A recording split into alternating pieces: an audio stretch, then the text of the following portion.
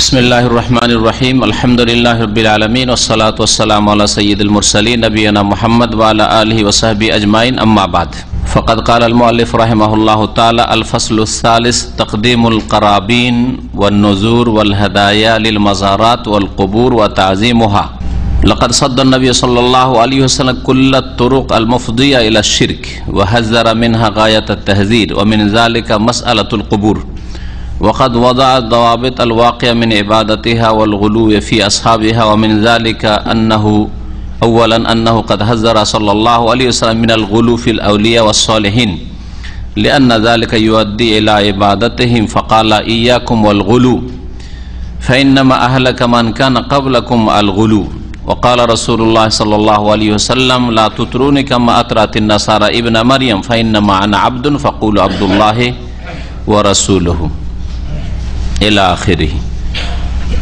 सम्मानित श्रोता मंडली, अस्सलामु आलैकुम व रहमतुल्लाहि व बाराकातुहू। अल्लाह पाक रब्बुल आलमीनेर हामदुसाना एवं नबी करीम सल्लल्लाहु अलैहि वसल्लमेर ऊपर सालात एवं सालामेर परे आमरा आकीदातुत तौहीदे आजके जे दर्स शुरू करब ता हच्छे नजरे नियाज पेश करा, मान्नत पेश करा, उपढौकन हादिया पेश करा, नजराना पेश करा माजारे कबरे एवं सेसब माजार कबरेर सीमाहीन श्रद्धा ताजिम करा, जेटा शरीयते बर्जनीय बा जार अनुमति शरीयते नहीं। लेखक बोलছেন যে तकदीमुल कराबीन, आजकेर आलोचना হচ্ছে तकदीमुल कराबीन व नजुर। नजुर नजरेर बहुवचन माने হচ্ছে माনত बा नजर। कराबीन যা নৈকট্য লাভের জন্য পেশ করা হয়, নজর নিয়াজ পাশাপাশি শব্দ বলতে পারেন। নজর নিয়াজ পেশ করা, কারো সান্নিধ্যের জন্য নৈকট্য লাভের জন্য যা পেশ করা হয় তাকে কারাবিন বলা হয়।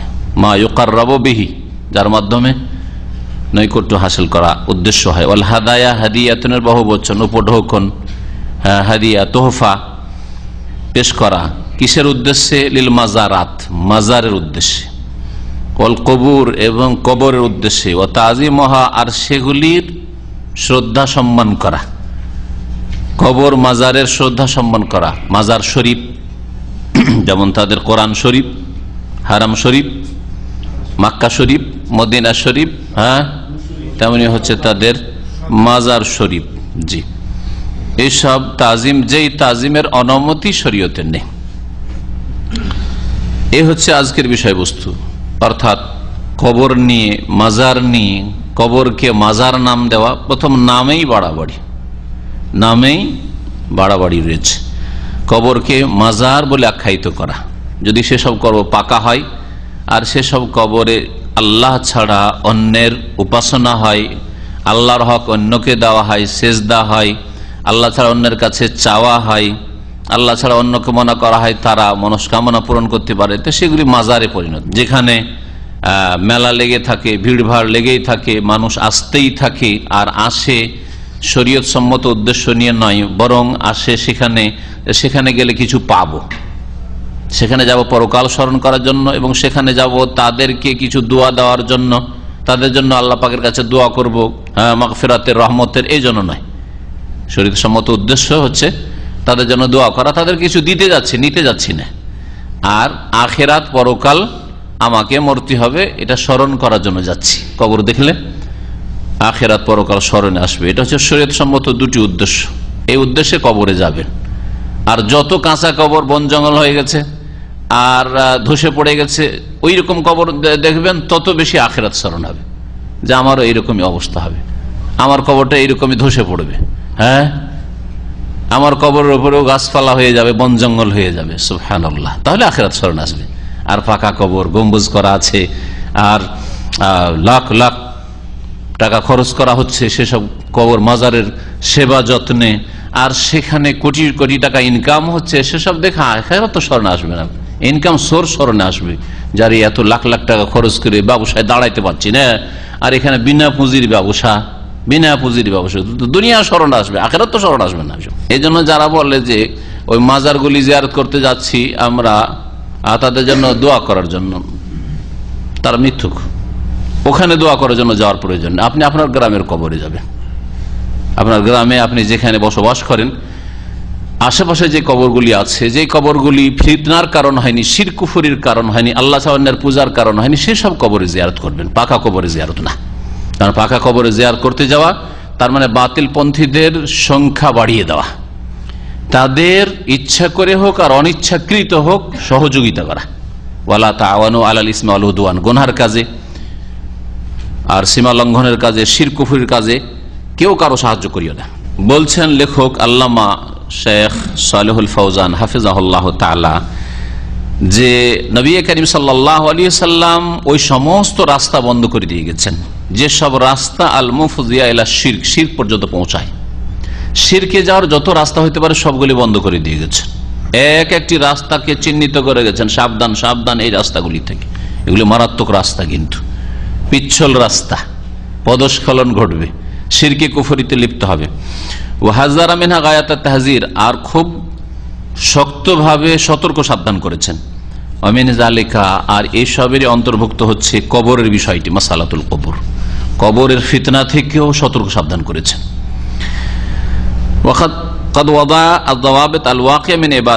কবর পূজা থেকে রক্ষা করার জন্য বেশ কিছু নীতিমালা নির্ধারণ করেছেন নবী করিম সাল্লাল্লাহু আলাইহি সাল্লাম। কবর জিয়ারত করলে তার ইসলামিক তরিকা কি, শরীয়ত সম্মত তরিকা কি, উদ্দেশ্য কি হবে। ওয়াল গুলুফি আসহাবিহা, আর কবরবাসী সম্পর্কে সীমালঙ্ঘন, বাড়াবাড়ি, অতিরঞ্জন, অতিভক্তি থেকে সতর্ক করেছেন। এসব ক্ষেত্রেও কিছু নীতিমালা নির্ধারণ করেছেন।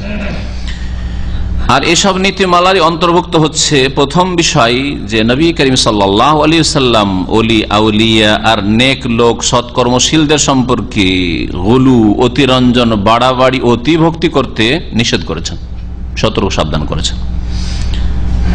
আন্নাহু সাল্লাল্লাহু আলাইহি ওয়াসাল্লাম কাদ হাযযারা, নবী সাল্লাল্লাহু আলাইহি ওয়াসাল্লাম সতর্ক করেছেন মিনাল গুলু ফিল আউলিয়া, ওলি আউলিয়া সম্পর্কে গলু, অতিরঞ্জন, অতিভক্তির ক্ষেত্রে, অসালিহীন নেক লোকদের ক্ষেত্রে। আর ওলি আউলিয়া বলতেই ওই কবর মাজারে আমাদের ব্রেন চলে যায় এই আর এক রোগ, যে রোগ থেকে নিজেকে মুক্ত করার প্রয়োজন রয়েছে। ঠিক কিনা বলেন? আজকাল আমাদের দেশের ভাষা, ভারত, বাংলাদেশ, পাকিস্তান এইসব দেশের ভাষায় ওলি আউলিয়া বলতেই পাকা মাজার। ওলি মানে কোথায় শুয়ে আছে? পাকা কবরে আছে, যেই সে ওলি। সে চোর থাকলেও, ডাকাত থাকলেও, বড় মুশরিক থাকলেও, ওয়াহাদাতুল ওজুদের কুফরিতে বিশ্বাসী থাকলেও, হলুলের আকীদার প্রচারক থাকলেও, ভণ্ড, সুফি, যাই কিছু থাক না কেন, তার সবকিছু মাফ হয়ে গেছে, তার আর নামাজ রোজা নাই, এইরকম ক্যাটাগরি সুফি থাকলেও এগুলি হচ্ছে ওলি, কারণ কবরটা পাকা। এমনকি কোন মানুষও যদি দাফন না থাকে, কুকুর শিরগালও দাফন থাকে বা ভুয়া কবর থাকে, শুধু কবরটা পাকা থাকে, তো ওলি শুয়ে আছে। আর কাঁচা কবরে যদি আম্বিয়া রসুলগণও শুয়ে থাকেন, দাফন থাকেন, আর কাঁচা কবরে যদি সাহাবিও থাকেন, তো ওলিকে বলেন। কোন সাহাবিকে ওলি বলতে শুনছেন আমাদের দেশে?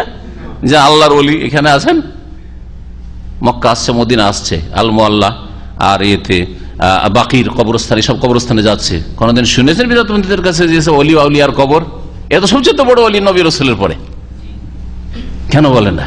তার মানে এইখানে রোগ ঢুকে আছে যে ওলি আউলিয়া মানে ওই পাকা কবর, যারা শুয়ে আছে বা যাদেরকে দাফন করা হয়েছে আর ওদের কবরকে পাকা করা হয়েছে। এটাই ভুল। এই কথা প্রথম মগজ থেকে বের করতে হবে যদি সহিহুল আকীদা হইতে, আপনাকে বিশুদ্ধ আকীদা, আর যদি মুসলিম হন আপনি, তাহলে যে যারাই পাকা কবরে আছে তারাই ওলি না, বরং সেখানে বেশি সন্দেহ আছে। পাকা কবর হইল কেন?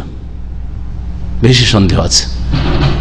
একমাত্র যাদের সম্পর্কে স্পষ্ট তাদের জীবনে থেকে জানি যে হ্যাঁ তারা সহি আকীদার আলেম ছিলেন, ইমাম ছিলেন, হ্যাঁ নেক বান্দা ছিলেন, সাহাবী, তাবেঈ, তাবেঈন বা আইম্মা সালাফদের কেউ ছিলেন, আর তাদের কবরকে পরে পাকা করা হয়েছে, তারা এসব থেকে সতর্ক করেছেন, তাদের কেতাবাতি প্রমাণ করে, তাদের বক্তব্য প্রমাণ করে, তাহলে আল্লাহর ওলি নিশ্চিত ইনশাআল্লাহ।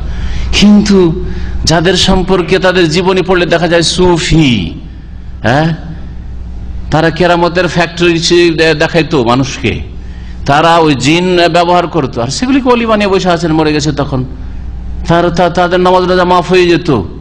তারা দাবি করতো আমরা আকাশে উড়ি, হ্যাঁ আসর পড়ি মক্কায় আর মাগরিব পড়ি মদিনায়, হ্যাঁ তাদেরকে ওলি বানিয়ে বসে আছেন। সব ভণ্ডামি। নবী করিম সাল্লাল্লাহু আলাইহি সাল্লাম নেক লোকদের, যারা সত্যিকার অর্থে নেক লোক, তাদেরও কবর নিয়ে বাড়াবাড়ি করতে নিষেধ করেছেন। সাহাবায়ে কেরামের কবর, ওহদের শাহাদাতের কবর নিয়ে বাড়াবাড়ি করা নিষেধ, আম্বিয়া রাসূলুল্লাহর কবর নিয়ে বাড়াবাড়ি করা অতিভক্তি নিষেধ। লিআন্না যালিকা ইউআদ্দি ইলা ইবাদাত, কারণ এই বাড়াবাড়ি, অতিরঞ্জন, অতিভক্তি কোথায় গিয়ে পৌঁছাবে? তাদের পূজায় পৌঁছে দেবে, তাদের ইবাদতে পৌঁছে দেবে, তাদেরকে আল্লাহ পাকের হক দেওয়া শুরু করবেন।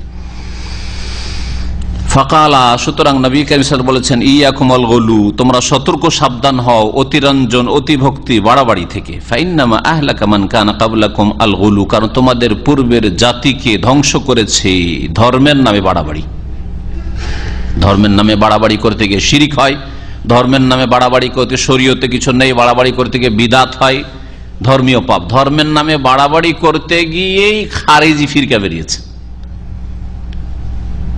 বাড়াবাড়ি। তার উপর যেটা ফরজ নেই, তার দায়িত্ব নেই, সেই দায়িত্ব নিজের মাথার উপরে চাপিয়ে নিয়ে বসে আছে, যার ফলে খারিজি কম বেরিয়েছে, যারা আল্লাহ পাকের নেক বান্দাদেরকে হত্যা করেছে আর মুশরিকদেরকে ছেড়েছে। ইয়াকতুলুনা আহলাল ইসলাম ওয়া ইয়াদাউনা আহলাল আওসান, তারা মুসলিমদেরকে খুন করে, হ্যাঁ, আপসে মুসলিমকে খুন করে বলে জিহাদ করছে। ওয়া ইয়াদাউনা আহলাল আওসান, আর জীবনে মুশরিকদের সম্পর্কে চিন্তা নেই যে এদের সম্পর্কে যারা ইসলামকে নিশ্চিহ্ন করে দেওয়ার, মুছে দেওয়ার পাঁয়তারা করছে, তাদের সম্পর্কে আমাদের পদক্ষেপ কি? হয় তাদেরকে দোস্ত বানাবো, ইসলামের দিকে দাওয়াত দিয়ে নিয়ে আসবো, না হলে তাদের জন্য কিছু করতে হবে। এই নিয়ে কোনো ফিকির নেই। ওয়াকালা, এবং নবী করিম সাল্লাল্লাহু আলাইহি ওয়াসাল্লাম আরো বলেছেন, যে হাদিসটি বললাম বাড়াবাড়ি করতে সতর্ক করেছেন, সে হাদিসটি হচ্ছে মুসনাদ আহমদের, তিরমিজির, ইবনে মাজার হাদিস সহিহ। আর নবী করিম সাল্লাল্লাহু আলাইহি ওয়াসাল্লাম বলেছেন, সহিহ বুখারীতে হাদিস হয়েছে, লা তুতরুনি, আমার সম্পর্কে বাড়াবাড়ি করিও না। ইতরা মানে বাড়াবাড়ি করা। কামা আতরাতিন নাসারা ইবনে মারইয়াম, যেমন খ্রিস্টানরা মারিয়াম পুত্র ঈসা আলাইহিস সালাম সম্পর্কে বাড়াবাড়ি করেছে। তিনি ছিলেন আব্দুল্লাহ, তাকে বানিয়ে দিয়েছে তারা ইবনুল্লাহ।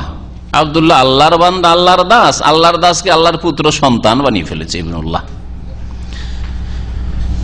ইন্নামা আনা আবদুন, আমি একজন গোলাম, বান্দা ছাড়া আর কিছু নই। ইন্নামা আনা আবদুন ফাকুলু, সুতরাং তোমরা সকলেই বলবে, মুহাম্মদ কে? মুহাম্মাদুন আব্দুল্লাহ ওয়া রাসূলুহু, তিনি আল্লাহ পাকের বান্দা, গোলাম এবং তার রাসূল। দ্বিতীয় যে বিষয়টি, আল্লাহ ছাড়া অন্যের পূজা, শিরকি কাজকর্ম থেকে বাঁচার যে সব নীতিমালা, তার দ্বিতীয় বিষয় সেটা হচ্ছে কবর পাকা করতে নিষেধ করেছেন। কবরের উপর ঘর বাড়ি বা গম্বুজ কিছু নির্মাণ করতে নিষেধ করেছেন। ওয়াহাজ্জারা সাল্লাল্লাহু আলাইহি ওয়াসাল্লাম মিনাল বিনাই আল কুবুর, নবী সাল্লাল্লাহু আলাইহি ওয়াসাল্লাম সতর্ক সাবধান করেছেন কবরের উপর কিছু বানাতে। কবরকে পাকা করিয়েন না, কবরের উপর কিছু বানায়েন না। কবর আছে আর উপর মসজিদ বানিয়ে দেন, কবর আছে আর উপর ঘর বানিয়ে দেন, কবর উপর গম্বুজ করে দিলেন, কবর উপর একটা মিনার তৈরি করে দিলেন, কোনো কিছু করবেন। কামা রাওয়া আবুল হাইয়াজ আল আসাদি, যেমন প্রখ্যাত তাবেঈ আবুল হাইয়াজ আল আসাদি রাহমাতুল্লাহ আলাইহি বলছেন, কাল আলী ইবনে আবি তালিব, আমাকে আলী ইবনে আবি তালিব রাদিয়াল্লাহু তাআলা আনহু বলেছেন, আলা আবাসুকা, তোমাকে কি আমি পাঠাবো না? আলা মা বাসানি আলাইহি রাসূলুল্লাহ সাল্লাল্লাহু আলাইহি ওয়াসাল্লাম, এমন এক কাজে, যেই কাজের উদ্দেশ্যে আমাকে রাসূলুল্লাহ সাল্লাল্লাহু আলাইহি ওয়াসাল্লাম স্বয়ং পাঠিয়েছিলেন। আমি গিয়েছিলাম যেই কাজে, রাসূলের নির্দেশে, তোমাকে আমি পাঠাবো কি ওই কাজে? জিজ্ঞেস করলেন, সেটা কি কাজ? বলেন, আল্লাহ তাদা তিমসালান ইল্লা তামাসতাহু, এমন কোন ছবি বা মূর্তি রাখবে না। তিমসাল আসলে মূর্তি, হ্যাঁ, আর ছবি, অপ্রয়োজনীয় ছবিও, বিশেষ করে যেগুলি প্রকাশ্যে রাখা আছে আর যার কোনো ইসলামিক কোনো উদ্দেশ্য নেই, সৎ কোনো উদ্দেশ্য নেই, যে তার মাধ্যমে দাওয়ার কাজ হচ্ছে না, তার মাধ্যমে কোনো একটা ইসলামিক প্রজেক্টের রিপোর্ট দেওয়া হচ্ছে, তাও কিছু নাই। বিয়ে শাদীর ছবি স্বামী স্ত্রীর বাড়িতে ঝুলিয়ে রেখেছেন, বাপ মা মারা গেছে ছবি ঝুলিয়ে রেখেছেন, দাদা দাদি মারা গেছে ছবি ঝুলিয়ে রেখেছেন। যদি কোনো ছবি বা মূর্তি পাও, তাহলে তা কি করে দিবে? তামাসতাহু, নিশ্চিহ্ন করে দেবে। তামস মানে নিশ্চিহ্ন করে দাও। ওয়ালা কবরান মুশরিফান, আর যদি কোনো উঁচা কবর পাও, ইল্লা সাওয়াইতাহু, সেই কবরকে সমতল করে দিবে, বরাবর করে দিবে। কবর উঁচা রাখা যাবে না, খুব বেশি তো 1 বিঘত, হ্যাঁ, এতটুকু ব্যাস, এর বেশি না। আধা হাতের বেশি কবর উঁচা রাখা হারাম, জায়েজ নয়। কারণ কবর উঁচা করতে করতে পাকা হবে, আর যতগুলি কবরের পূজা হচ্ছে পাকা হয়েছে সবগুলি উঁচা। হ্যাঁ, এখান থেকে কিন্তু শুরু হচ্ছে, শিরকের রাস্তা খুলছে। এগুলো হচ্ছে শিরকের চোরা রাস্তা, যেগুলির থেকে সতর্ক করেছে রাসূলুল্লাহ সাল্লাল্লাহু আলাইহি ওয়াসাল্লাম। বাড়াবাড়ি শিরকের রাস্তা, কবর পাকা বা কবর উপর কোনো কিছু নির্মাণ করা, কবরকে ঘরের মধ্যে শামিল করে নেওয়া, এগুলি হচ্ছে শিরকের রাস্তা। 3 নম্বর, এই হাদিস, যে হাদিসটিতে নবী সাল্লাল্লাহু আলাইহি ওয়াসাল্লাম কবরকে সমতল করে দিতে বলেছে, হাদিস সহিহ মুসলিমের হাদিস। 3 নম্বর নীতিমালা, নাহা আন তাজসিসিহা ওয়াল বিনা আলাইহা, নবী করিম সাল্লাল্লাহু আলাইহি ওয়াসাল্লাম যেমন কবর উপর কিছু বানাতে নিষেধ করেছেন, এটা হচ্ছে দ্বিতীয় বিষয়টি। তৃতীয় বিষয় হচ্ছে কবরকে চুনকাম করতে নিষেধ করেছেন। তাহলে কাঁচাও কিছু বানিয়ে রাখা যাবে না, যে একটা খড়ের ঘর বানিয়ে রেখেছেন, হ্যাঁ, তেমনি কোন পাকা কিছু বানিয়ে দেবেন তাও, বা কবরকে ঘিরে আর কবরকে চুনকাম করেছেন, একবারে রং করে রেখেছেন।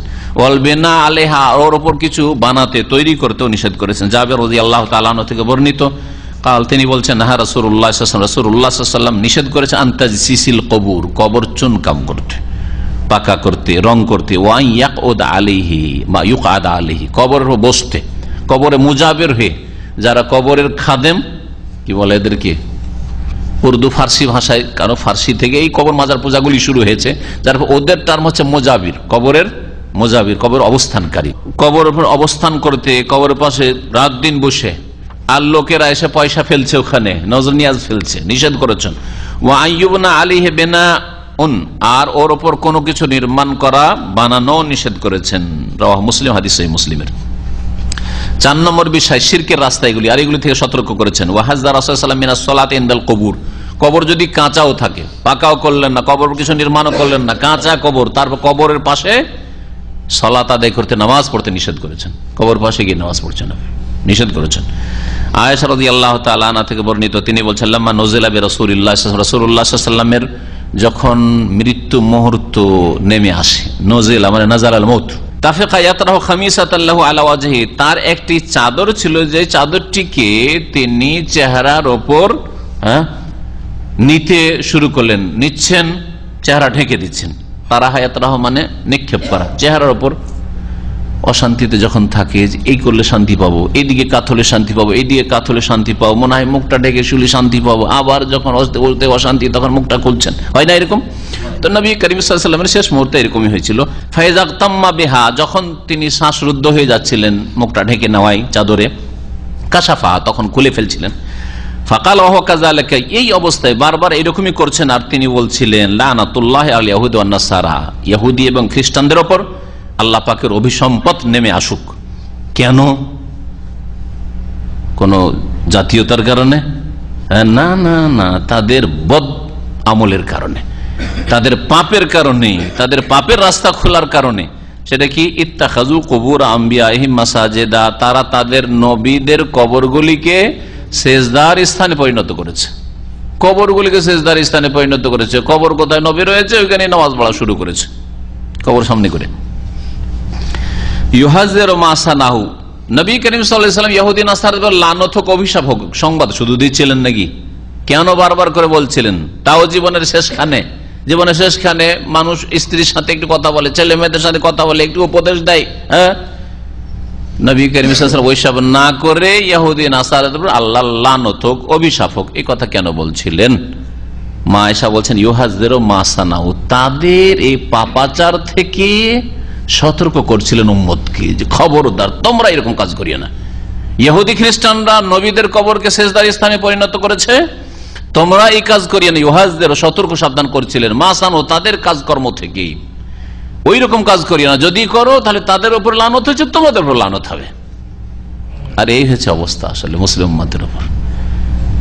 উম্মতে মুসলিমা হওয়া সত্ত্বেও যাদের নাম খায়রুল উম্মাহ, শ্রেষ্ঠ উম্মত, তারা শিরকে লিপ্ত হয়েছে, সুতরাং অধপতনে চলে গেছে, কাফেরদের গোলামের মালা পরে নিয়েছে। ওয়ালাউলা যালিকা, এই আশঙ্কা যদি না হইতো যে কবরকে সেজদার স্থানে পরিণত করতে পারি, এমনকি নবীর কবরকে সেজদার স্থানে পরিণত করতে পারে, কবরকে সামনে করে কবরকে চারিদিক দিয়ে ঘিরে নামাজ পড়া শুরু করবে, যদি এই আশঙ্কা না থাকতো, লা উবরেজা, অন্য রিওয়ায়াতে রয়েছে এখানে উবরেজা কবর, তাহলে নবী সাল্লাল্লাহু আলাইহি ওয়াসাল্লামের কবরটাকে খোলা জায়গায়, খোলা ময়দানে রাখা হইতো। তাহলে এই হাদিসে উত্তর রয়েছে যে নবী সাল্লাল্লাহু আলাইহি ওয়াসাল্লামের কবর মা আয়েশার কক্ষে কেন, মসজিদে নয়। কোনদিন সেই জায়গাটি মসজিদ ছিল না, সেটা কি ছিল? মা আয়েশার হুজরা, মানে রুম ছিল, যেখানে যেই দিন নবী সাল্লাল্লাহু আলাইহি ওয়াসাল্লামের পালা পড়তো 9 বিবির মধ্যে এই বিবির, সেই রাতটা ওই ঘরে কাটাতেন। সব দিনও তিনি কাটাতেন না। হ্যাঁ, আর শেষ ইন্তেকাল তার ওই কক্ষে হয়েছে। আর নবীদের ক্ষেত্রে যত নবীরা এসেছেন আল্লাহ পাকের নির্দেশ, যেখানে ইন্তেকাল হবে ওই জায়গায় দাফন করতে হবে। শেষ ইন্তেকালটা যেখানে হবে ওই জায়গাতেই খনন করে দাফন করতে হবে, কবর খোদাই করে। এটা হচ্ছে শরীয়তের বিধান, যার ফলে নবী করিম সাল্লাল্লাহু আলাইহি ওয়াসাল্লামকে ওখানে কবর দেওয়া হয়েছে। যদি শিরকের আশঙ্কা না থাকতো, যে বাইরে থাকলে যে সে আসবে আর পূজা করা শুরু করবে, সেজদা করা শুরু করবে, তো লা উবরাজা কবরহু, নবী সাল্লাল্লাহু কবরটাকে খোলা ময়দানে করা হইতো, খোলা জায়গাতে, বাকিতে যে কেউ ঢুকতে পারে, খুলে রাখা হইতো। এই জন্য খুলে রাখা হয়নি। গায়রা আন্নাহু খুশিয়া, আসল বিষয় হচ্ছে যে আশঙ্কা করা হয়েছে আইয়ুত্তাখাযা মসজিদান, যে নবী সাল্লাল্লাহু আলাইহি ওয়াসাল্লামের কবরকে সেজদার স্থানে পরিণত না করা হয়, লোকেরা এসে সেজদা করা না শুরু করে। এই জন্যই ঘরের ভিতরে আর তাও লক করে রাখা, আর 3 দেয়াল দ্বারা সুরক্ষিত করা। শুনে রাখেন, 3 দেয়াল দ্বারা। শেষখানে আসবে কথাটি, ইবনুল কাইয়িম রাহমাতুল্লাহ তার কবিতায় উল্লেখ করেছেন। 3টি দেয়াল পরপর রয়েছে, আর তার ভিতরে নবী সাল্লাল্লাহু আলাইহি ওয়াসাল্লাম কবর রয়েছে।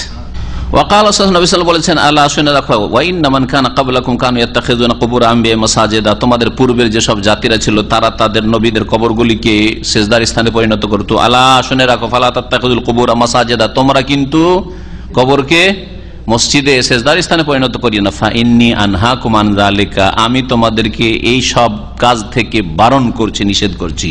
হাদিস সহিহ মুসলিমের। আর আগের যে হাদিসটি নবী সাল্লাল্লাহু আলাইহি ওয়াসাল্লামের ইন্তেকালের সময় বারবার বলছেন লানাতুল্লাহ আল ইয়াহুদ ওয়ান নাসারা, যে হাদিস শুনলাম, সতর্ক করছে, এটা মুত্তাফাক আলাইহি, বুখারী মুসলিমের হাদিস।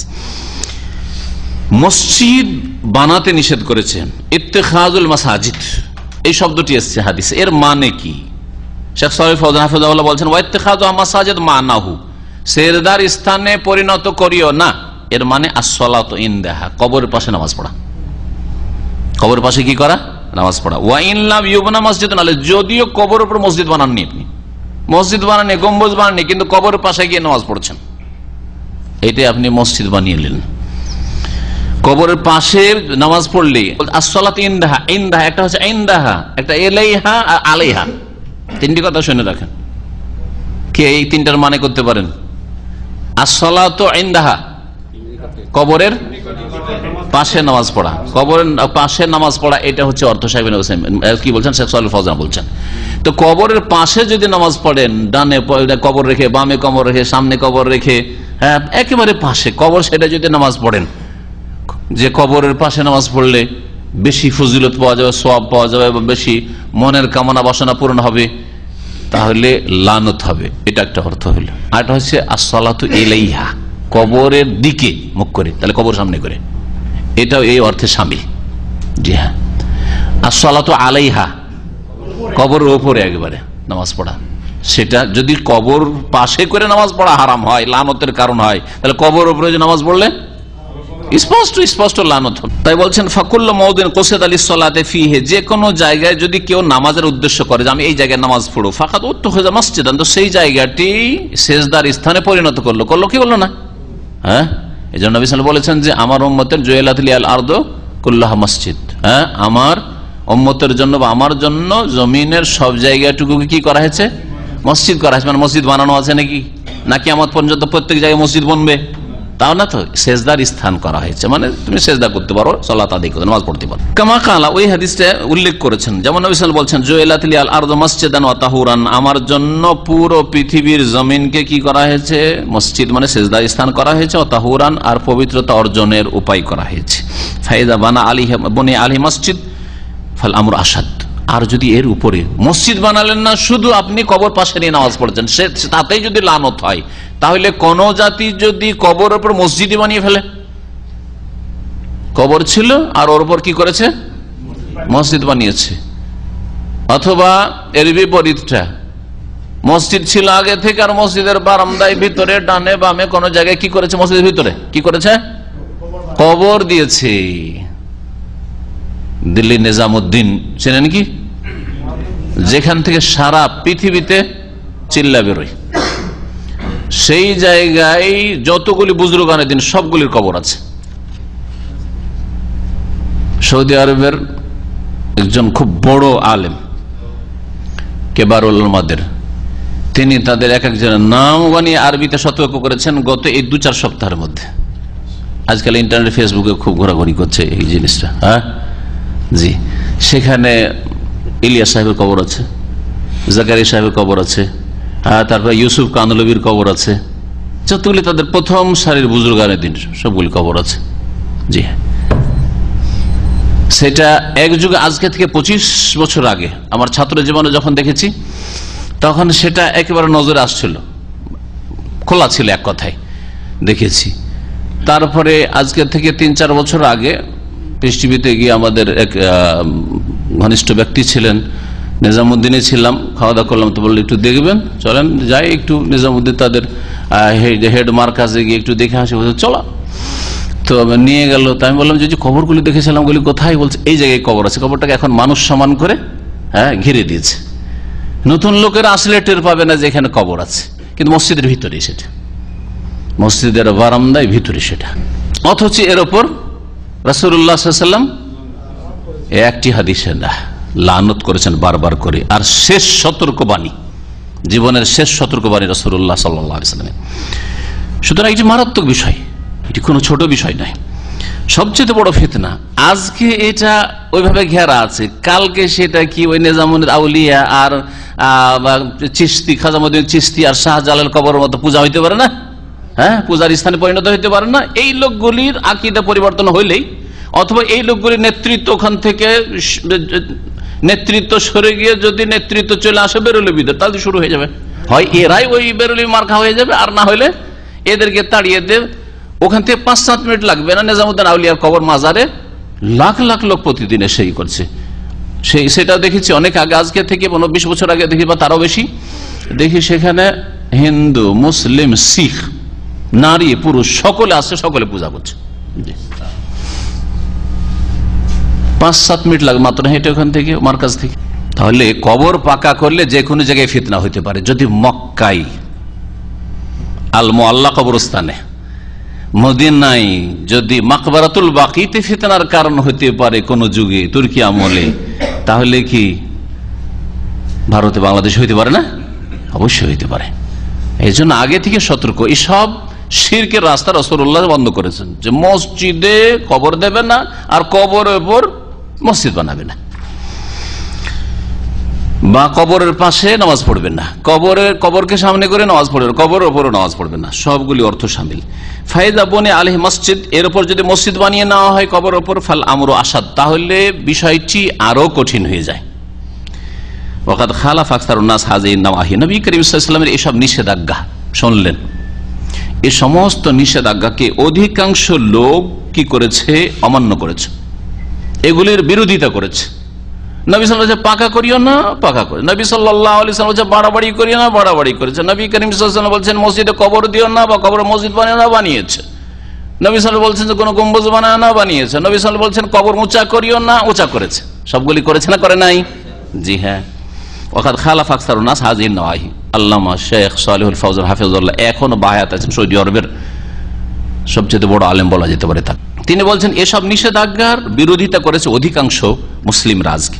ওয়ারতাকাবু মা হাযারা মিনহু নবী সাল্লাল্লাহু আলাইহি ওয়াসাল্লাম, যেসব থেকে সতর্ক করেছেন সেগুলিতে তারা লিপ্ত হয়ে পড়েছে, যা নিষেধ করেছে সেগুলিতে লিপ্ত হয়েছে।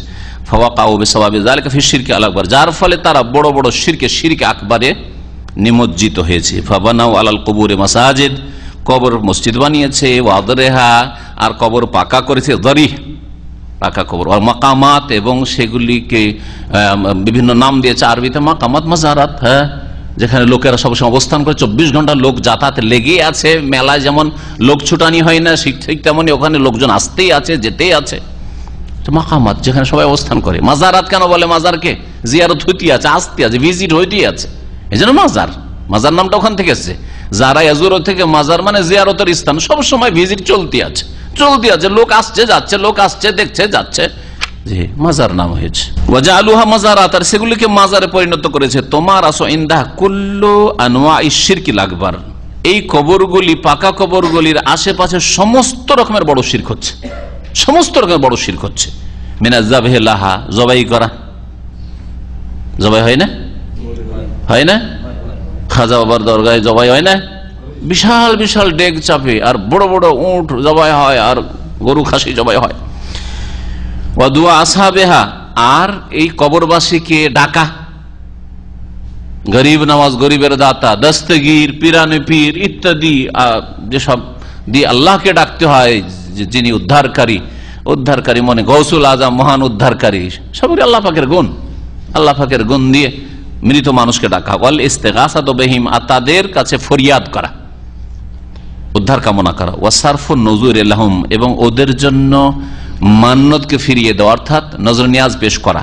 ওয়া গায়রে যালিকা, ইত্যাদি ইত্যাদি। তাওয়াফ করা, তেনা বাঁধা, তেনা পীর জানেন, তেনা বাঁধছে, আশ্চার তেনা বাঁধছে শুধু জানালাতে, যেখানে সেখানে শিখে হ্যাঁ তেনা বেঁধে চলে যাচ্ছে। হ্যাঁ, এটা ঢেলা পীর আছে, আসবে একটা ঢেল মারবে, বলছে আমরা তো হজে যেতে পারি না, যে পাথর মারবো গিয়ে জামরাত গুলিতে, ঢেলা পীর, নাম ঢেলা পীর। আমি নিজের চোখে ঢেলা পীর দেখেছি। হ্যাঁ, আল্লাহ জানে কিসে মারছে, কিন্তু ওর নাম হচ্ছে, ওই আস্তানার নাম হচ্ছে ঢেলা পীর। ঢেলা পীর আমাদের মালদা ডিস্ট্রিক্টে আছে। যৌবনকালে সেই রাস্তা দিয়ে অতিক্রম করি আর দেখি ঢেলা উঁচা হয়ে এরকম পড়ে আছে, যেমন পাথর জামরাতে উঁচা হয়ে পড়ে থাকে হজের দিনগুলিতে 11, 12, 13। বুঝি এত উঁচা ঢেলা কেন? আর লোকজন দেখছি আসছে যাচ্ছে, ঢেল মারছে আর যাচ্ছে। আর তখন গরুর গাড়ি, গ্রামপল্লী গ্রামে ওয়াজ জলসাতে নিয়ে যেত গরুর গাড়িতে করে। গরুর গাড়ি দেখেছেন তো? হ্যাঁ, আগে লোকদেরকে, বক্তাদেরকে নিয়ে যেত, তো গরুর গাড়িতে আসছে সব পল্লী গ্রাম সব। তো জিজ্ঞেস করলাম, তো বললো যে এখানে ঢেলা পীরের মাজার আছে, ঢেলা পীর। আল্লামা ইবনুল কাইয়িম রাহিমাহুল্লাহ, ইমাম ইবনুল কাইয়িম রাহমাতুল্লাহ আলাইহি বলছেন, ওয়ামান জামা বাইনা সুন্নাতি রাসূলিল্লাহ সাল্লাল্লাহু আলাইহি ওয়াসাল্লাম ফিল কুবুরি ওয়া মা আমারা বিহি ওয়া নাহা আনহু ওয়া মা কানা আলাইহি আসহাবুহু ওয়া বাইনা মা আলাইহি আকসারুন নাস ইয়াউম রা আহাদুহুমা মুদাদান লিল আখার মুনাকিদান লাহু বিহাইসু লা ইজতামিআন আবাদান। অত্যন্ত গুরুত্বপূর্ণ কথা বলেছেন তিনি। বলছেন যে নবী করিম সাল্লাল্লাহু আলাইহি ওয়াসাল্লামের হাদিসগুলিকে জমা করেন, আপনি কালেক্ট করেন, নবী সাল্লাল্লাহু আলাইহি ওয়াসাল্লামের আদর্শ কি কবর সম্পর্কে, এবং নবী সাল্লাল্লাহু আলাইহি ওয়াসাল্লামের আদেশ নিষেধ কি, সেগুলিকে জমা করেন কবর সম্পর্কীয়। তারপরে তার সাহাবীরা কি করতেন কবর সম্পর্কে তা জমা করেন। এটা একদিকে রাখেন এক পাল্লাতে, আর এক পাল্লাতে কবর নিয়ে আজকাল কি তামাশা করছে মুসলিমরা। দুটোর মাঝে রা আহাদহমা, একটাকে অপরটার পুরোপুরি বিপরীত, একেবারে পুরো সংঘর্ষ দুটোতে। এ হচ্ছে আলাদা ধর্ম, আর নবী আর সাহাবায়ে কেরাম ধর্ম ছিল আলাদা। পরস্পর বিরোধী ধর্ম পাবেন আপনি। বলছেন যে ওমান জামা বাইনা সুন্নাতি রাসূলিল্লাহ সাল্লাল্লাহু আলাইহি ওয়াসাল্লাম, যেই ব্যক্তি রাসূলুল্লাহ সাল্লাল্লাহু আলাইহি ওয়াসাল্লামের সুন্নাত আদর্শ হাদিসকে জমা করবে, ফিল কবর, কবর সম্পর্কে, ওমা আমারা বিহি ওয়া নাহানু, আর যা নির্দেশ দিয়েছেন আর যা নিষেধ করে সেগুলিকে একত্রিত করবে, ওমা কানা আলী আসহাবুহু, আর যেই অবস্থায় যেই দ্বীনি নীতির ওপর, আকীদার ওপর তার সাহাবীগণ ছিলেন, এটা একদিকে জমা করেন। আর একদিকে ওয়াবাইনা মা আলাইহি আকসারুন নাস আলিয়ামা, আর আজকের যুগে অধিকাংশ মানুষরা যে কবর নিয়ে যা করছে, এই দুটোকে যদি একত্রিত করে রা আহাদহমা, তাহলে একটাকে দেখবে মুদাদান লিল আখার, অপরটির বিরোধী, মুনাকিদান লাহু, আর অপরটির একসাথে একেবারে সংঘর্ষিত, বেহাইসু, এমন সংঘর্ষিত, লা ইজতামিআন আবাদান, কোন মতে দুটো একসাথে মিলতে পারে না। তাওহীদ আর শিরক কখনো এক জায়গায় মিলতে পারে না, কখনো একসাথে মিলতে পারে না। এটা তাওহীদের ধর্ম যদি হয়, নবী সাল্লাল্লাহু আলাইহি ওয়াসাল্লাম নিয়ে আসা সাহাবায়ে কেরামদের ধর্মটা যদি তাওহীদের দিন হয়, তো এটা শিরকের ধর্ম। আর বলে এটাও ঠিক ওইটাও ঠিক। হ্যাঁ, এইরকম কিছু ধর্ম নেই যে সব দুটোকে মিলিয়ে কম্বাইন্ড করে দুটোর সমন্বয় একটা ধর্ম, মাঝামাঝি ধর্ম মানবো, সুন্নতেরও মানার দাবি করি, আর এইদিকে কবর মাজারেরও সেবা যত্ন আর খেদমত করি, আর মসজিদে কবরও দিই। এই ধর্ম নেই, পরস্পর বিরোধী দুটো ধর্ম খাড়া হয়েছে। বলছেন ফানাহা রাসূলুল্লাহ আনিস সালাতি আল কুবুর। দেখেন ইবনে কাইয়িম বলছেন যে রাসূলুল্লাহ সাল্লাল্লাহু আলাইহি ওয়াসাল্লাম কবরকে উদ্দেশ্য করে, কবরকে সামনে রেখে নামাজ পড়তে নিষেধ করেছেন। ওয়া হাওলা ইউসাল্লুনা ইনদাহা, এরা কবর পাশে নামাজ পড়ে। ওয়া নাহা আন ইত্তাখাযিহা মাসাজিদা, আর নবী সাল্লাল্লাহু আলাইহি ওয়াসাল্লাম কবরকে সিজদার স্থানে পরিণত করতে নিষেধ করেছেন। ওয়া হাওলা ইয়াবনুনা আলাইহিল মাসাজিদ, আর এই মুশরিকরা, শিরককারীরা কি করছে? কবরের উপর মসজিদ তৈরি করছে। ওয়া ইউসাম্মুনাহা মাশাহিদ, আর সেগুলিকে তারা মাশাহিদ বলছে। মাশাহিদ মানে হচ্ছে মাজারাত, মাজার, মাশহাদের জামা, মুজাহাতান। মাশহাদ মানে যেটা হচ্ছে দেখার স্থান, জিয়ারা মানে দেখা, শাহেদ আশহাদ মানে দেখা, উপস্থিত হওয়া, যেখানে লোকেরা উপস্থিত হয়। মুজাহাতাল লিবাইতুল্লাহ, আল্লাহর ঘরের সাদৃশ্য, একবারে আল্লাহর ঘরের মতো। আল্লাহর ঘরে যেমন সেবা যত্ন হচ্ছে মসজিদের, ওর চাইতে কম সেবা যত্ন কবর মাজারের হয় না। ওয়ানাহান ইকাদিস সুরুজ আলাইহা, আরো নবী সাল্লাল্লাহু আলাইহি ওয়াসাল্লাম কবর সম্পর্কে কি নিষেধ করেছেন? কবরের ওপর প্রদীপ জ্বালাবে না, মোমবাতি জ্বালাবে না, আগরবাতি জ্বালাবে না, এগুলো আলো বাতি সব লাইটিং করা নিষেধ করেছেন। ওয়া হাওলা ইউকিফুনাল ওয়াকুফ আলা ইকাদিল কানাদিল আলাইহা, আর এরা ওয়াকফ করে, যেমন মসজিদের নামে ওয়াকফ হচ্ছে তেমন মাজারে আওকাফ ওয়াকফ হচ্ছে। ইউকিফুনাল ওয়াকুফ মানে তারা ওয়াকফ করে থাকে। ওয়াকফ করা বুঝেন তো? দান করে দেওয়া, জমি জায়গায় দান করা বা কোনো কিছু। আমি মাজারের তেল দেব, যা লাগে, আমি মাজারের লাইট খরচ দেবো, বল হ্যাঁ বিদ্যুৎ বিল দেব, আমি মাজারের এই করব সেই করব ইত্যাদি, পুনর্নির্মাণ করে দেব।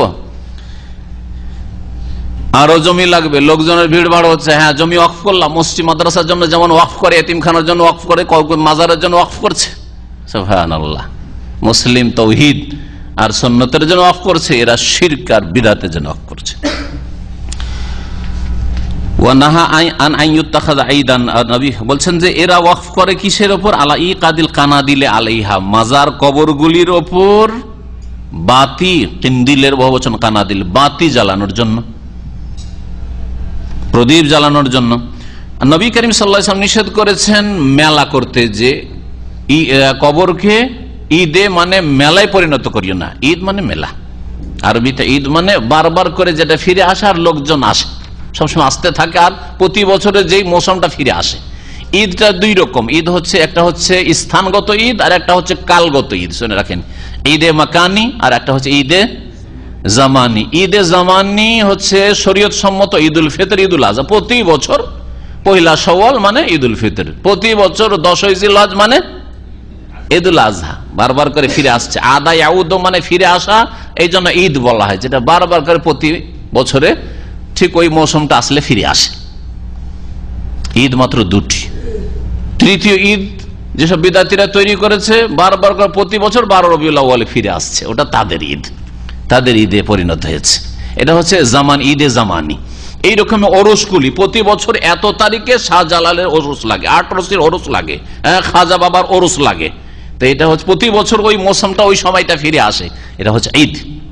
আরবি ভাষায় একে ঈদে জামানি, কালগত ঈদ বলা হয়। ঈদে মাকানি, স্থানগত ঈদ, যেই জায়গায় মানুষ ভিড় ভাড় করে একত্রিত হয়, জমা হয়, যেটাকে হিন্দুদের ভাষায় বা বাংলা ভাষায় মেলা বলা হয়। মেলার সময় যত লোক পাওয়া যায় এলাকার, আর অন্য সময় পাবেন না আপনি, তাই না? তো মেলাগুলি হচ্ছে আরবি ভাষা ঈদে মাকানি, স্থানগত ঈদ। নবী সাল্লাল্লাহু আলাইহি ওয়াসাল্লাম দোয়া করেছেন, আল্লাহ পাক, আল্লাহুম্মা লা তাজাল কবরি ঈদান, আল্লাহ আমার কবরকে মেলায় পরিণত করিও না, ঈদ উৎসবে পরিণত করিও না। মেলার মতো ধুমধাম করবে লোকেরা এসে, এই সুযোগ দিও না। কবরকে ঈদ বা উৎসবে পরিণত করেছেন, মেলায় পরিণত করতে নিষেধ করেছেন। আর এরা কবর পূজারীরা, মাজারপন্থীরা, বিদাতপন্থীরা এই কবর মাজারগুলিকে ঈদ মেলায় পরিণত করেছে আর ইবাদতে পরিণত, মানাসিক। যেমন মিনা, মুজদালিফা, আরাফায় মানাসিকে আমরা হাজির হই হজ করতে এসে, এরা হাজির হয় এগুলিতে, মানাসিক তাদের ইবাদত বন্দেগীতে পরিণত করেছে।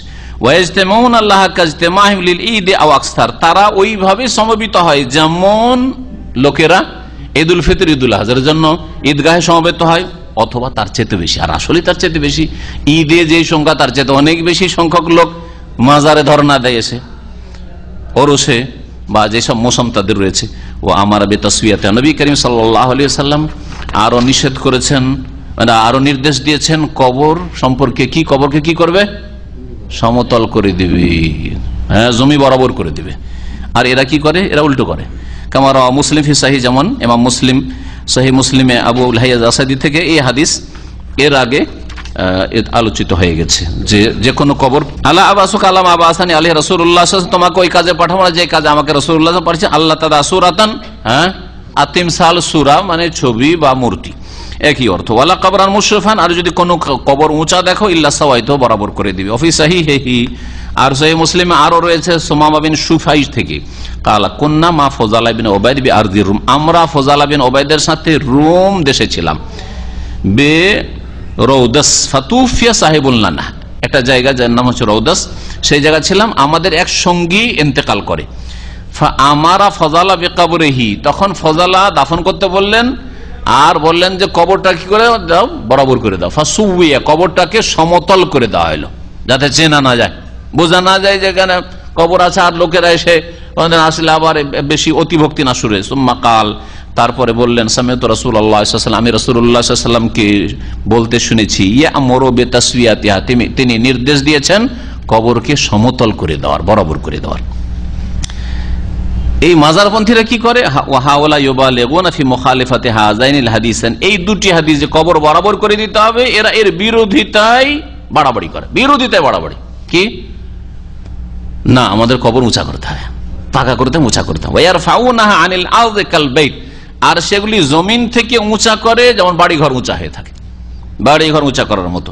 ওয়ায়াকিদুন আলাইহিল কিবাব, আর এর উপর তারা গম্বুজ বানায়, কুব্বাতুন মানে গম্বুজ, কুব্বাতুন জমা হচ্ছে কিবাব, তারা গম্বুজ বানায়। ইলা আন কাল, এমনকি আল্লাহ ইবনুল কাইয়িম বলছেন, ফানজুরু ইলা হাযা তাবায়ুনুল আযীম বাইনা মা শারাআহু রাসূলুল্লাহ সাল্লাল্লাহু আলাইহি ওয়াসাল্লাম ওয়া কাসাদাহু মিনান নাহি আম্মা তাকাদ্দামা যিকরু ফিল কবর ওয়া বাইনা মা শারাআহু হাউলা ওয়া কাসাদুহু। বুঝে একটু চিন্তা করে দেখো এই দুই ধর্মের মাঝে পার্থক্য।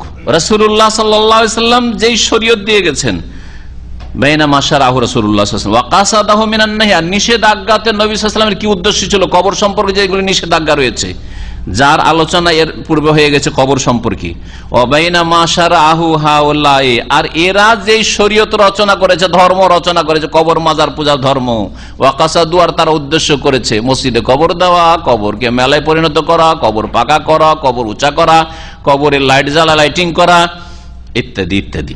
ওয়ালা রাইবা, দুটোর মাঝে দেখো পার্থক্য, তাবায়ুন আল আজিম, বিশাল পার্থক্য। নবী সাল্লাল্লাহু আলাইহি ওয়াসাল্লামের ছেড়ে যাওয়া দিন 1400 বছর আগে, আর বর্তমান আজকে মুসলিমদের কবর মাজার পূজার আর সুফি ইজমের দিন, দুটোতে পার্থক্য দেখেন। সুফি ইজম এই জন্য বললাম যে সুফিবাদের মাধ্যমে কবর পূজা এসছে, সুফিবাদ মুসলিমদের মধ্যে না আসলে কবর পূজা হইতো না। ওয়ালা রাইবা আন্না ফি যালিকা মিনাল মাফাসিদি মা ইয়াজিজুল আবদু আন হাসরিহি, আর এতে এই যে শিরকে লিপ্ত হয়েছে মুসলিম সমাজ, কবরের ফিতনা লিপ্ত হয়েছে, এতে যে অনিষ্ট রয়েছে, মাফাসিদ ক্ষতিকর দিক রয়েছে, যেগুলি সবগুলি আলোচনা করা একজন মানুষের জন্য খুব মুশকিল, সবগুলিকে একত্রিত করা। কি যে ক্ষতি হয়েছে ইসলামের আর মুসলিম উম্মাতের কবর সম্পর্কে বাড়াবাড়ি করতে গিয়ে, আর এই কবরের ফিতনায় সুম্মা আখাযা ইয়াযকুরু তিলকাল মাফাসিদ, আর তারপরে আল্লামা ইবনে কাইয়িম রাহমাতুল্লাহ আলাইহি সেই ক্ষতিকর দিকগুলি উল্লেখ করেছেন এই কবরকে নিয়ে বাড়াবাড়ি করতে গিয়ে, কবর পাকা করতে গিয়ে, আর কবর নিয়ে যে সব শরীয়ত বিরোধী কাজ করেছে, হাদিস বিরোধী কাজ করেছে, সেগুলিতে এলান কাল, এমনকি বলছেন ওয়ামিনহা, তার মধ্যে হচ্ছে আন্নাল্লাযী শারাআহু নবী সাল্লাল্লাহু আলাইহি ওয়াসাল্লাম ইনদা জিয়ারাতিল কুবুর ইন্নামা হুয়া তাযাক্কুরুল আখির, নবী সাল্লাল্লাহু আলাইহি ওয়াসাল্লাম তার নিয়ে আসা শরীয়তে যে বিধান দিয়েছেন সেটা হচ্ছে কবর জিয়ারত করলে উদ্দেশ্য কি, ইন্নামা হুয়া তাযাক্কুরুল আখিরা, শুরুতে বলেছি পরকাল স্মরণ করবেন আপনি, আখিরাত স্মরণ করার উদ্দেশ্যে। ওয়াল ইহসান ইলাল মাজুর, আর যার জিয়ারত করছেন তার উপকার করবেন, তার সাথে আপনি যেন ইহসান সদ্ব্যবহার করছেন, দুনিয়ায় বেঁচে থাকলে তাকে খাওয়াইতেন, সম্মান করতেন, হ্যাঁ, তাকে বাড়িতে জিয়াফত করতেন, সালাম বলতেন, হ্যাঁ, তার জন্য দোয়া করতেন। মারা গেছেন তিনি, আর খাওয়াতে পাচ্ছেন না, তাকে বাড়িতে নিয়ে এসে 2-4 দিন রাখবেন, খেদমত করবেন, সুযোগ পাচ্ছেন না, বাপ মা ইত্যাদি আত্মীয় স্বজন, আলেম ওস্তাদ ইত্যাদি, ঠিক আছে, এখন যাও গিয়ে তাদের সাথে ইহসান করো, সদাচরণ করো। সদাচরণ কি, দোয়া দাও যে আল্লাহ তাদের গুনাহ খাতা থাকলে মাফ করে দাও, ভুল ভ্রান্তি থাকলে মাফ করে দাও, কবরের জীবনে কোনো কষ্ট থাকলে তুমি কষ্ট দূর করে দাও, আর যদি কোনো কষ্ট নাও থাকে তো আল্লাহ পাক তাদের মর্যাদা উঁচা করো। বিদুআই লাহু, তাদের জন্য দোয়া করো, তারহাম আলাইহি, তাদের জন্য রহমতের দোয়া করো, আল্লাহুম্মা রহমহুম, ওয়াল ইস্তিগফার, এবং আল্লাহর কাছে ক্ষমা চাওয়া, ওয়া সাওয়ালুল আফিয়াতি লাহু, এবং মৃত ব্যক্তির জন্য নিরাপত্তা কামনা করা। ফায়াকুনু যায়িরু মুহসিনান ইলা নাফসি ওয়া ইলাল মাইয়িতি, এই শরীয়ত সম্মত জিয়ারতের মাধ্যমে যার উপর রাসূলুল্লাহ সাল্লাল্লাহু আলাইহি ওয়াসাল্লাম ছেড়ে গেছেন, নিজের উপকার করলো, আর ওই যে মাইয়িত মৃত তারও উপকার করলো। এখনো জিয়ারতকারী ব্যক্তি যে কবর জিয়ারত করে সে মুহসিন এল নাফসি, প্রথম নিজের উপকার করলেন। কি নিজের উপকার করলেন? আখিরাত স্মরণ করলেন, নিজের উপকার করলেন, আপনি নিজের কল্যাণ করলেন, আখিরাত মুখী হইলেন, দুনিয়ার লোভ লালসা একটু সংকুচিত হয়ে আসলো, পাপ কাজ থেকে একটু সতর্ক হলেন যে আজকে তো মরে যেতে পারি, আজকে তো এই কবরস্থানে আমি পৌঁছে যেতে পারি। ওয়া ইলাল মাইয়্যিত, তার মৃত ব্যক্তিরও ইহসান করলেন, উপকার করলেন। কি উপকার করলেন? দোয়া করে, নেক দোয়া করে নেকি পৌঁছালেন। ফাকালা বাহাউলাই মুশরিকুন আল আমরা, এই মুশরিকরা এই বিষয়টিকে উল্টে দিয়েছে। নিজের ইহসান করা আর মৃত ব্যক্তির ইহসান করা, এটা ছিল শরীয়ত সম্মত বিষয়। তারা উল্টে দিয়ে কি করেছে? ও আকাশুদ্দিন, দিনকে একবারে বিপরীত দিকে নিয়ে চলে গেছে। আল্লামা ইবনুল কাইয়িম রাহমাতুল্লাহ আলাইহি কবর পূজারীদেরকে মুশরিক বললেন। বললেন না? বললেন না? ভালো করে শুনে রাখেন। আল্লামা সালেহুল ফাওজান হাফিজাহুল্লাহ তিনি নকল করছেন, ফাকালা বাহাউলাইল মুশরিকুন, এই কবর মাজার পন্থীরা এরা মুশরিক, তারা এই বিষয়টিকে, কবরের জিয়ারতের বিষয়টিকে মুশরিকরা উল্টিয়ে দিয়েছে। তাহলে মুশরিক মানে হিন্দু শুধু, মুশরিক মানে শুধু ইহুদি, মুশরিক মানে খ্রিস্টান, মুশরিক মানে বুদ্ধিস্ট? হ্যাঁ, না, যারাই শিরক করে তারা মুশরিক। তা আমার ভাষা নাই, অনেকে মনে করে যে আমাদের ভাষা শক্ত না। আইম্মায়ে সালাফে সালেহিন সহিহ আকীদার উলামারা যা বলে তার সাথে একটু কম করে বলি, কারণ আমাদের জাতিরও খেয়াল রাখতে হয়, একটু কম করে বলি, তারপরে আমরা নাকি শক্ত। শোনেন, দেখেন, স্পষ্ট ভাষায় বলছেন যে মুশরিকরা কি করেছে, কবর পূজারী মুশরিকরা বিষয়টাকে উল্টে দিয়েছে, ধর্মকে উল্টে দিয়েছে। ওয়াকাসুদ্দিন, ধর্মকে উল্টো করে দিয়েছে।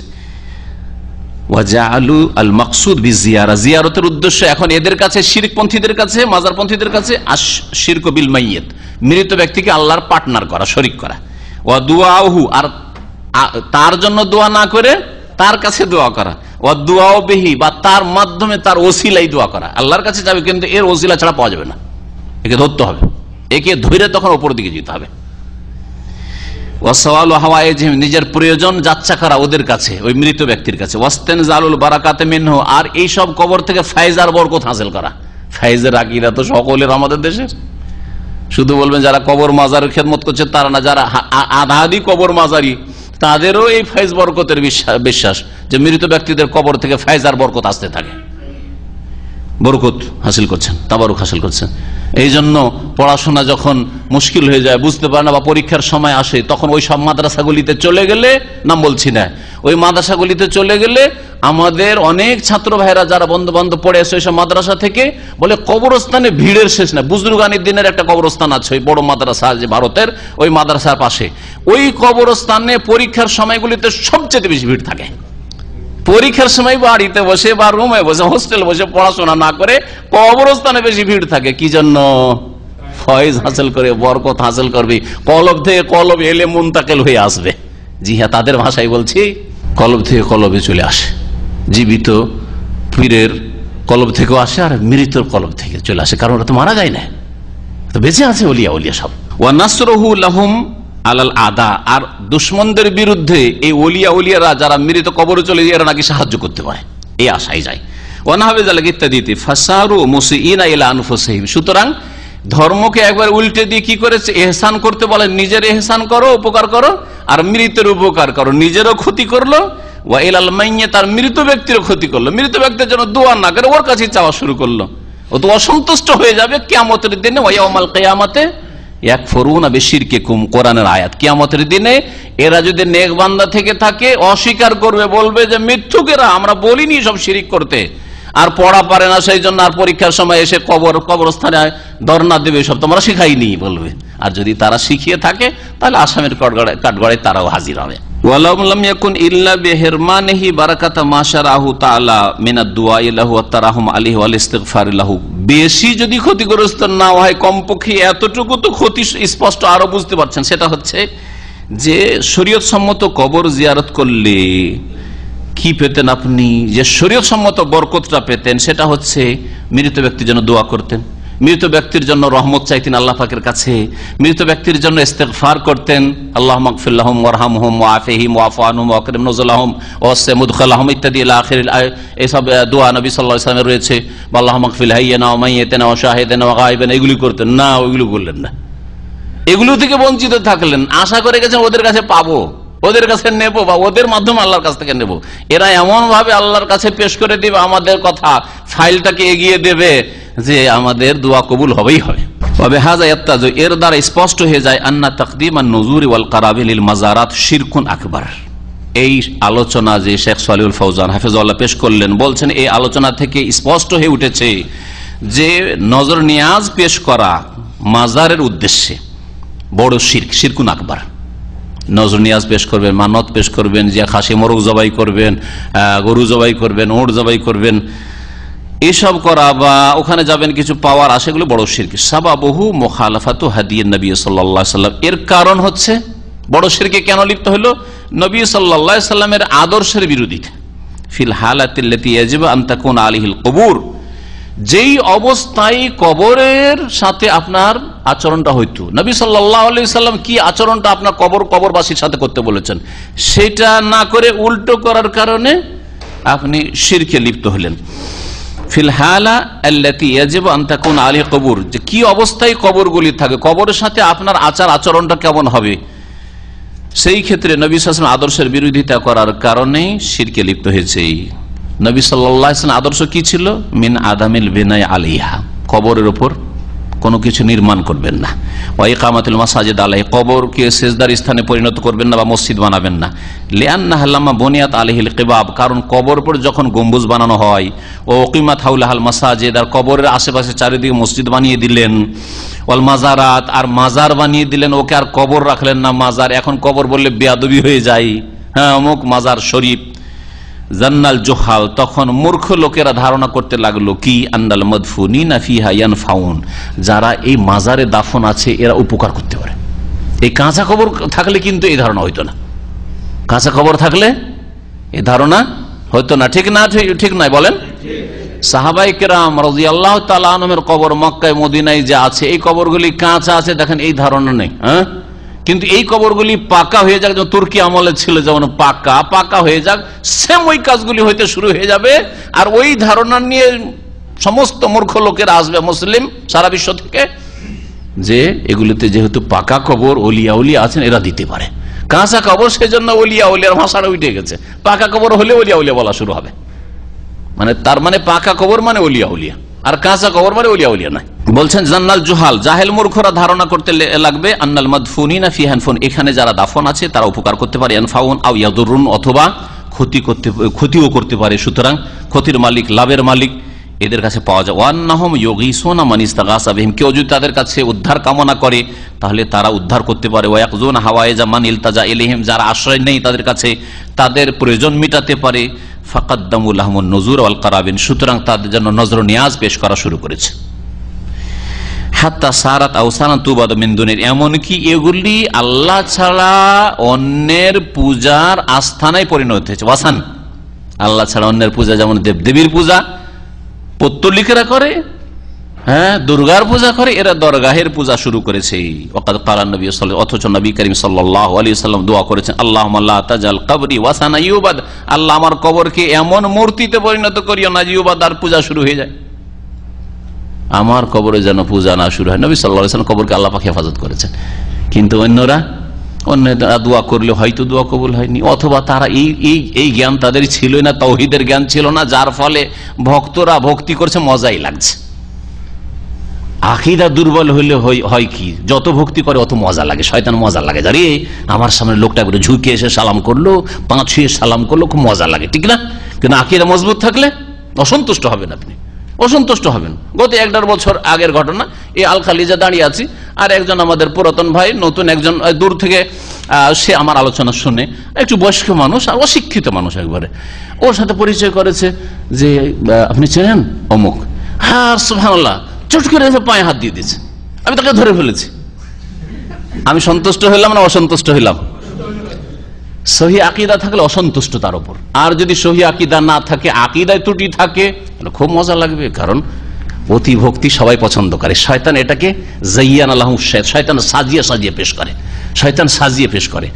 এই জন্য আল্লামা ইবনে বাজ রাহমাতুল্লাহ আলাইহি জীবনীতে লিখেছেন যে উনি যখন কোন মানুষ তার সামনে মুসাফা করতো, বুক ফুলিয়ে এইরকম করে সোজা হয়ে একেবারে নিজের বডিকে সোজা করে খুব খুশি হইতেন, আর যদি কেউ ঝুঁকতো অসন্তুষ্ট হইতেন। আল্লামা ইহসান আলাইহি জাহির রহমতুল্লাহ আলাই পাকিস্তানের খুব বড় একজন দায়ী এবং বক্তা ছিলেন, আর আলেমও ছিলেন, মদিনা থেকে পাশ করে গেছেন তিনি রাহিমাহুল্লাহ, এবং আল্লাহ পাক তার শাহাদাত কবুল করুক। তার উপর খুব খুশি হতেন, কারণ বুক ফুলিয়েছে, সালাম আলাইকুম রহমতুল্লাহ, সালাম আলাইকুম, কেমন আছেন? অসন্তুষ্ট হবেন আপনি, আপনার উচিত অসন্তুষ্ট হওয়া। আজ অসন্তুষ্ট না হওয়া মজা লাগলো, লোকটা তো বাড়াই মাশাআল্লাহ বিনয়ী, আর লোকটা খুব আমাকে শ্রদ্ধা করে, সম্মান করে, খুব ভক্তি করে, তার মানে শয়তান আপনাকে পেয়ে গেছে, শয়তান আপনার মধ্যে ঢুকে পড়েছে। ওয়ামা দা বিহাযা দুআ, এই হাদিসটি মুয়াত্তা মালিকে রয়েছে আর মুসনাদ আহমদে রয়েছে। নবী সাল্লাল্লাহু আলাইহি ওয়াসাল্লাম দোয়া, আল্লাহ আমার কবরকে এমন মূর্তিতে পরিণত করিও না যে যার উপাসনা পূজা শুরু হয়ে যায়, ইবাদ। ওয়ামা দা বিহাযা দুআ, এই দোয়া নবী সাল্লাল্লাহু আলাইহি ওয়াসাল্লাম এই জন্যই করেছেন, ইল্লা লিআন্নাহু সায়াহসুলু শাইয়্যুম মিন যালিক, নবী সাল্লাল্লাহু আলাইহি ওয়াসাল্লাম এই আশঙ্কা করতেন যে এরকম কিছু হবে আগামীতে আমার উম্মতের লোকেরাই কবর মাজার পূজায় লিপ্ত হবে, সেই জন্যই দোয়া করে গেছেন যে আল্লাহ আমার হেফাজত করিও, আমার পূজা যাতে না হয়, আমার কবর পূজা না হয়। ওয়াকাদ হাসালা ইনদাল কবর ফি কাসীর মিন বিলাদিল ইসলাম, বহু মুসলিম দেশে কবরের নিকট এমন কিছু হতে লেগেছে যেগুলি আলোচনা আসলো। আম্মা কবরহু, পক্ষান্তরে নবী সাল্লাল্লাহু আলাইহি ওয়াসাল্লাম কবর, ফাকাদ হামাহুল্লাহ বিবারাকাতি দুআহি সাল্লাল্লাহু আলাইহি ওয়াসাল্লাম, নবী সাল্লাল্লাহু আলাইহি ওয়াসাল্লামের দুআর বরকতে আল্লাহ পাক তার সুরক্ষা করেছেন, হেফাজত করেছেন। ওয়া ইন কানা কাদ ইয়াহসুলু ফি মসজিদিহি শাইউম মিনাল মুখালিফাত, যদিও নবী করিম সাল্লাল্লাহু আলাইহি ওয়াসাল্লামের মসজিদে নববীতে কিছু কিছু শরীয়ত বিরোধী কাজ হচ্ছে, বিদআতি কাজ হচ্ছে, এসে মাঝে মাঝে আরে কিবলামুখী দোয়া করে, সালামটা পড়ার পরে ওইখানে ওই কবর সামনে করে দোয়া করা শুরু করছে, এরকম কিছু বিরোধিতা হচ্ছে। তারপরে অনেকে সালাম পড়া হওয়ার পরে ওখানে ধর্ণা দেওয়া শুরু করেছে, 10 মিনিট 15 মিনিট আধা ঘন্টা নড়বেই না যতক্ষণ ওকে ধাক্কা দিয়ে পুলিশ না তাড়াবে, এইসব বিদাত শুরু হচ্ছে। তারপরে এইরকম 12 রবিউল আউয়াল কি যে ভিড় ভাড়, সব মদিনা, যত উমরার বা সব মদিনা, এইসব বিদাত, যদিও কিছু বিদাতিরা বিদাত করার চেষ্টা করছে, কিন্তু সরাসরি রাসূলুল্লাহ সাল্লাল্লাহু আলাইহি ওয়াসাল্লাম কবরের পূজা করবে, তাওয়াফ করবে, সিজদা করবে, মাদাদ ইয়া রাসূলুল্লাহ করবে, এই ক্ষমতা হয় না, কারণ আল্লাহ পাক নবী করিম সাল্লাল্লাহু আলাইহি ওয়াসাল্লামের দুআর বরকতে তার হেফাজত করেছেন, তার কবর হেফাজত করেছেন। ওয়া ইন কানা কাদ ইয়াহসুল ফি মসজিদিহি শাইউম মিনাল মুখালাফাত, যদিও ইসলাম বিরোধী কিছু কাজ ওখানে বিভিন্ন দেশ থেকে এসে অনেকে করে থাকবেন, বাজিল জোহাল, কিছু মূর্খ লোকেরা, আবিল খোরাফিন, অথবা যারা বিদাতপন্থী, খোরাফি মানে কুসংস্কারে বিশ্বাসী, লাকিন্নাহুম লা ইয়াকদিরুন আলাল উসুল ইলা কবরিহি, কিন্তু তারপরেও তারা নবী সাল্লাল্লাহু আলাইহি ওয়াসাল্লামের কবর পর্যন্ত কেউ পৌঁছিতে পারে না, দূর থেকে যা বিদাত করে দূর থেকে কবর পর্যন্ত পৌঁছিতে পারে না। লিআন্না কবরাহু ফি বাইতিহি, প্রথম কথা নবী সাল্লাল্লাহু আলাইহি ওয়াসাল্লামের কবর তার বাড়িতে আছে, ওয়ালাইসা ফিল মসজিদ, শুনে রাখেন ভালো করে, মসজিদের ভিতরে কবর নাই, বাড়ির ভিতরে কবর আছে।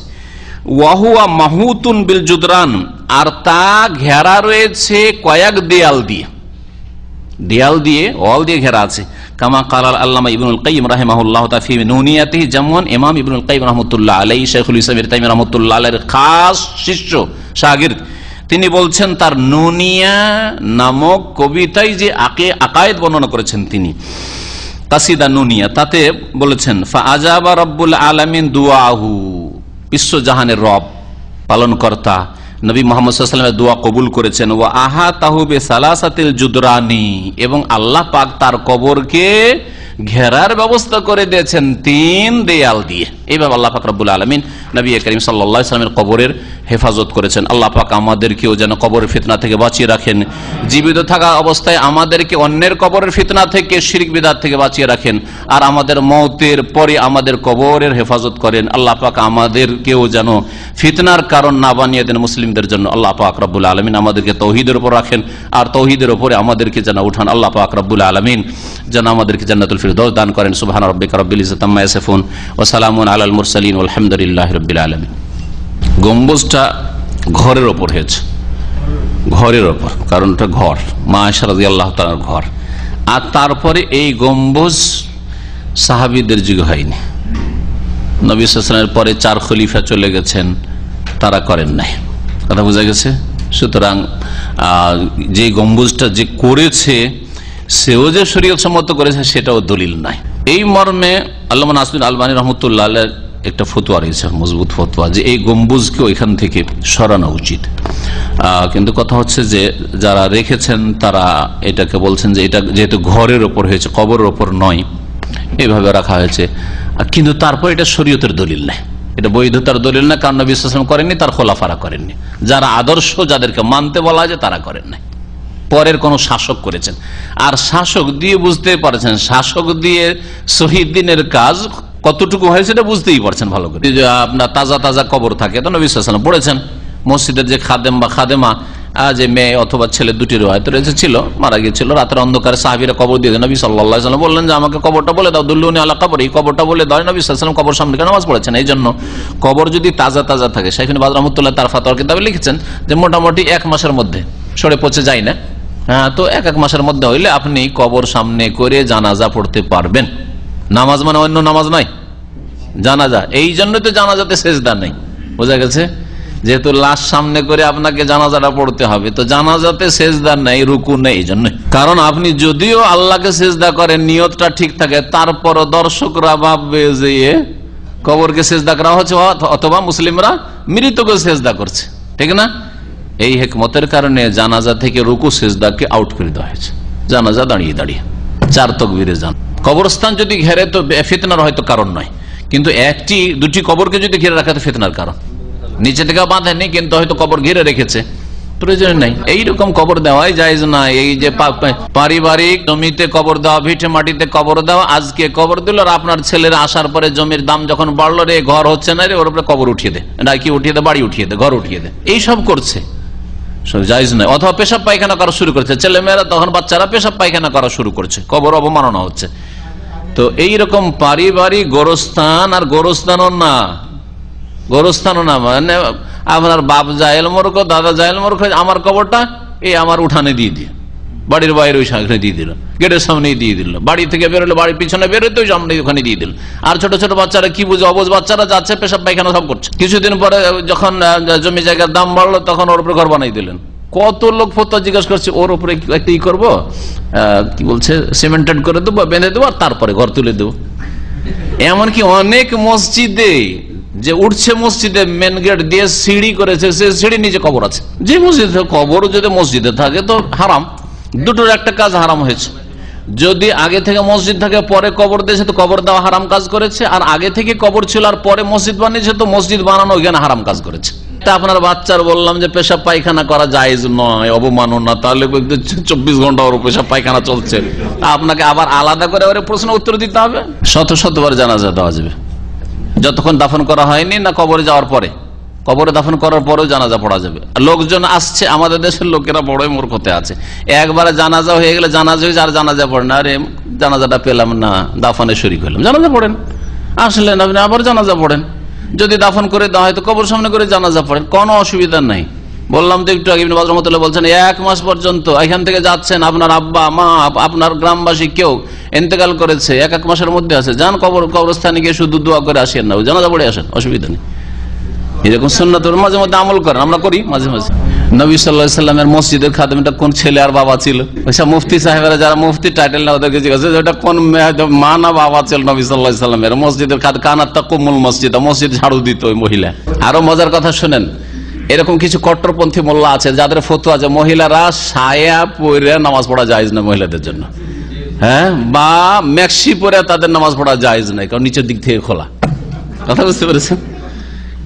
এরকম কিছু কট্টরপন্থী কিছু মোল্লা সাহেবের আছে, যে কট্টর মুফতি সায়ার ফতোয়া দিয়েছে নামাজ হবে না মহিলাদের, তো লঙ্ঘিত হবে না, একই কথাই, লঙ্ঘিত হবে না। নবী সাল্লাল্লাহু আলাইহি ওয়াসাল্লাম আর কখন হুল্লার নিচে কি আন্ডারপ্যান্ট পরতেন নাকি? এরকম কোন ব্যবস্থা ছিল নবী সাল্লাল্লাহু আলাইহি জামানায়? হুল্লা মানে বুঝেন তো এহরামের কাপড়। আচ্ছা, তারপরে এহরামের অবস্থা, আপনারাও আজকে এহরাম পরছেন, এহরামের নিচে কোনো কিছু পরা জায়েজ আছে, তখন তো লুঙ্গির মতো পরে থাকছেন, তো হজই কি করে হচ্ছে? আর হজের মৌসুমের নামাজগুলি কি করে হচ্ছে? চিন্তা করুন তো দেখি। যদি কবরস্থানে গেলে এই যে বাঁধতে হয়, গিরা দিতে হয়, তাহলে হজের সময় কি করবেন আপনি? হজের সময় কি করবেন? তাহলে তো ওই ইহরামের কাপড়কে বাঁধতে হয় নিচে থেকে। হ্যাঁ, মেনাতে, আরাফাতে, মুজদালিফাতে কত জিন্নাত আসছে হজ করতে, আর সবাই দেখছে, লজ্জা স্থান, নাউজুবিল্লাহ, এরকম অন্যায় কাজ করছে।